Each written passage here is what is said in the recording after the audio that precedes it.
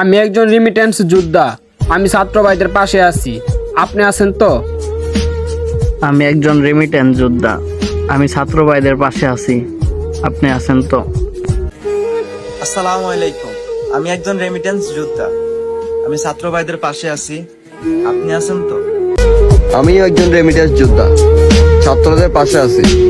আপনি আছেন তো? আমি রেমিটেন্স যোদ্ধা, ছাত্রদের পাশে আছি। আপনি আছেন তো? আমি একজন রেমিটেন্স যোদ্ধা। আমি আমার ছাত্র ভাইদের পাশে আছি। আপনি আছেন তো? আমি একজন রেমিটেন্স যোদ্ধা। আমি ছাত্র ভাইদের পাশে আছি।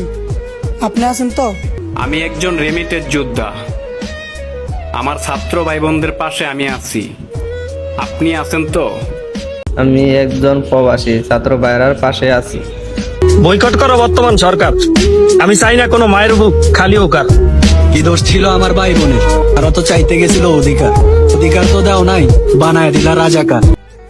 দেখার না দেখার ভাঙ কর্ম কত, যত চাই চুপ থাকতে তোমরা আরো বেশি করতেছ। কি শুরু করছো দেশটাতে? যারে পাইতাছো তারে ধইরা নিয়ে যাইতাছ হাজতে। কত মানুষের মাইরা করছো গুণ। তুমি ফেরাউনের গল্পটা শুনছিলা? ফেরাউন অনেক শক্তিশালী ছিল, দিন শেষে সেও ধ্বংস হয়ে গেছে। তুমি ফেরাউনের বংশধর হলো, ফেরাউনের মতো শক্তি তোমার নাই। তুমি একদিন ধ্বংস হয়ে যাবা।